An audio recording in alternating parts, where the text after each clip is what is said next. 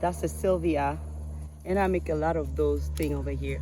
I just went and cut the branch and she's going to give more flowers. And I did that for most all of the thing.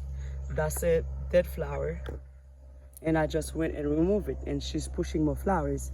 That's the reason she's pushing all those flowers, because I keep cleaning her. I like seeing that yellow flowers. How beautiful is it?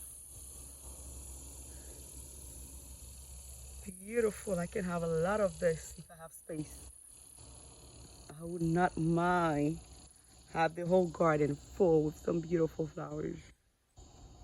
And look at this, the contrast, yellow and blue, and that orange one. Oh, it is beautiful.